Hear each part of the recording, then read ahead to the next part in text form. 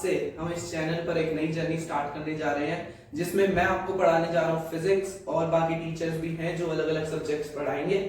लेकिन बच्चे क्या होते हैं, बच्चे फिजिक्स को बहुत ही हार्ड समझते हैं, लेकिन हमें उसको हार्ड नहीं समझना है, हमें उसे अंडरस्टैंड करके पढ़ना है, तो आसानी से समझ भी आएगा। और हम एक एक चीज डिटेल में पढ़ा करेंगे, वन बाय वन टॉपिक उठाएंगे। तो आज आपने थंबनेल में देख ही लिया होगा कौन सा टॉपिक होने जा रहा है। जी हाँ, आज हम स्टार्ट करने जा रहे हैं सेमीकंडक्टर्स से।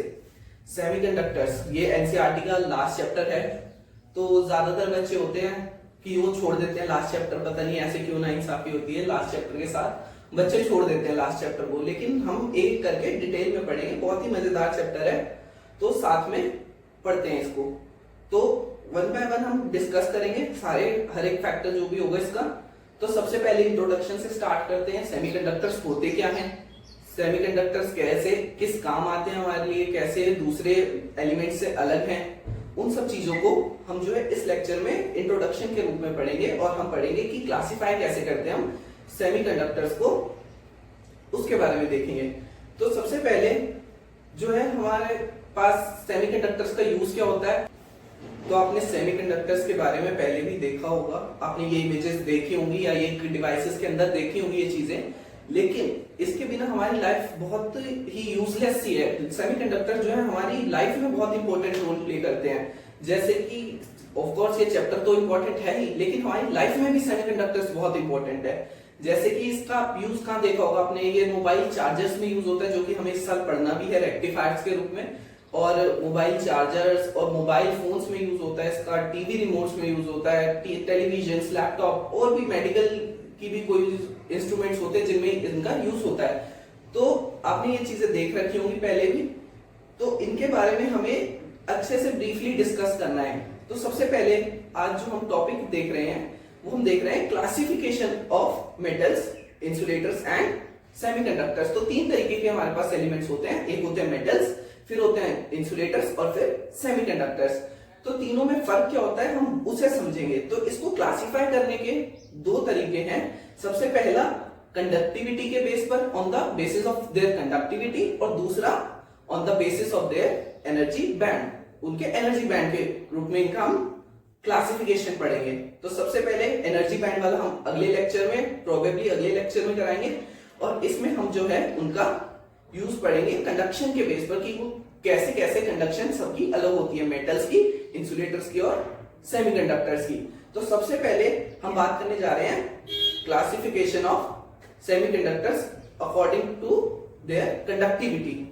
तो सबसे पहले जो है मेटल्स की बात करते हैं हम। मेटल्स की अगर आप कंडक्टिविटी देखें तो वो होती है हमारे पास 10 टू द पावर 2 से लेकर 10 टू द पावर 8, यानी कि उनकी कंडक्टिविटी बहुत हाई होती है। 10 टू द पावर 2 से लेकर 10 टू द पावर 8 सीमेंस पर मीटर। सीमेंस जो है वो कंडक्टिविटी, सीमेंस पर मीटर कंडक्टिविटी की ऐसा यूनिट होती है। ये आपने पढ़ा होगा 11th क्लास में भी, केमिस्ट्री में भी था ये। और अगर हम बात करें इसकी रेजिस्टिविटी की, तो वो ठीक इसकी अपोजिट होती है।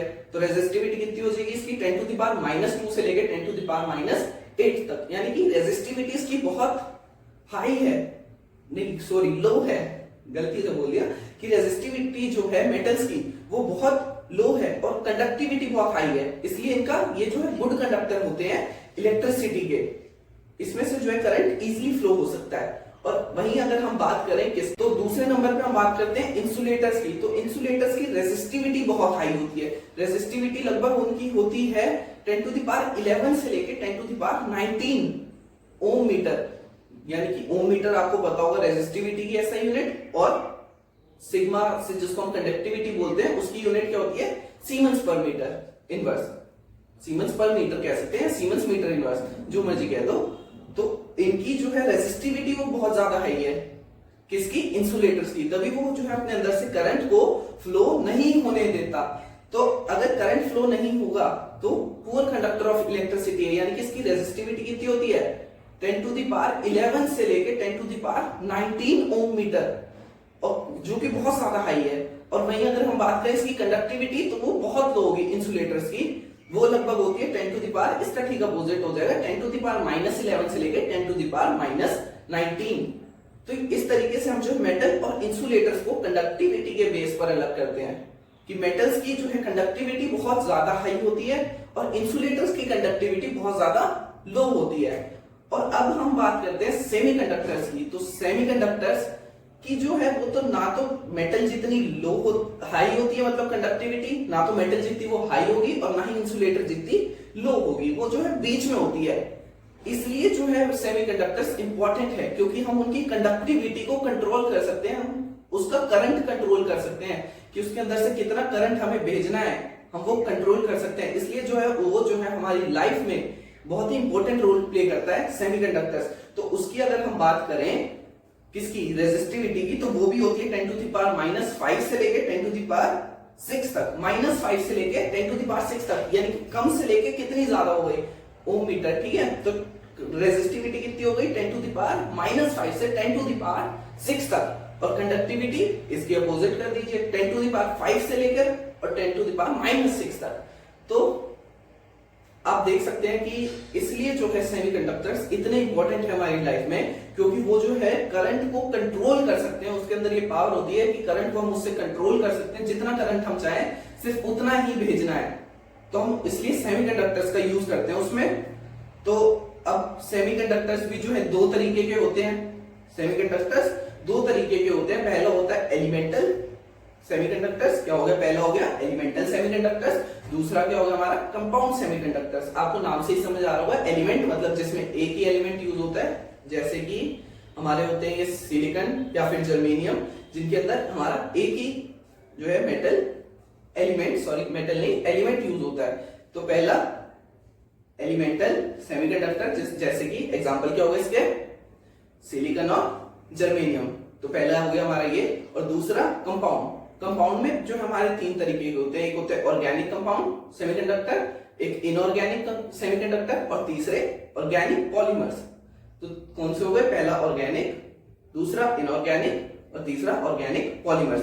तो इस तरीके से हमारे जो हैं हमारे सेमीकंडक्टर्स भी जो है डिफरेंट टाइप के होते हैं। लेकिन इस साल जो आपके कोर्स में मेन है वो है सिलिकॉन और जर्मेनियम को लेकर ही आपको पढ़ना है, क्योंकि हम इन्हीं से जो है पूरे सेमीकंडक्टर्स की अंडरस्टैंडिंग करेंगे वन बाय वन करके। आगे energy band theory, P type, N type, वो सब हम पढ़ने वाले हैं आने वाले लेक्चर्स में। लेकिन अभी के लिए आप ये समझे कि सेमीकंडक्टर्स दो तरीके के होते हैं, एलिमेंटल जैसे कि सिलिकॉन और जर्मेनियम, और दूसरा कंपाउंड। तीन तरीके के होते हैं, ऑर्गेनिक, इनऑर्गेनिक और ऑर्गेनिक पॉलीमर्स। तो इनऑर्गेनिक के एग्जांपल आपके जैसे हो गए कैडमियम सल्फाइड, गैलियम आर्सेनाइड और आइडियम पॉलीफाइड। तो ये सब होते हैं हमारे कौन से, इनऑर्गेनिक। और आपके ऑर्गेनिक हो गए जैसे आर्थेसरीन, वो आपका हो गया ऑर्गेनिक, और पॉलीमर पॉली एनिलीन। तो आपके कौन से हो गए, तीन तरीके के। पहला इनऑर्गेनिक जिसमें कि आपके हो गए कैडमियम सल्फाइड और गैलियम आर्सेनाइड जैसे, और दूसरा ऑर्गेनिक जिसमें आपका हो गया एंथोसरीन, और तीसरा आपका हो गया ऑर्गेनिक पॉलीमर जिसमें आपका आता है ये क्या हो गया, पॉली एनिलीन। तो हमें बस इस चैप्टर में इतना ही बहुत है अभी के लिए। आप इतना ही समझे, इसको अंडरस्टैंड करें, फिर आने वाले लेक्चर्स में हम इसके और डिस्कस करेंगे। अगले लेक्चर आपका आएगा एनर्जी बैंड थ्योरी पर, एनर्जी बैंड से कैसे हम क्लासिफाई करेंगे। तो आज हमने सीखा किससे, कंडक्टिविटी के बेसिस पर हम कैसे इनको डिफरेंशिएट करते हैं, मेटल्स को, इंसुलेटर्स को और सेमीकंडक्टर्स को। तो आज के लिए इतना ही बहुत है। तो फिर मिलते हैं अगले लेक्चर में। तो तब तक के लिए अपना ध्यान रखो, बाय बाय।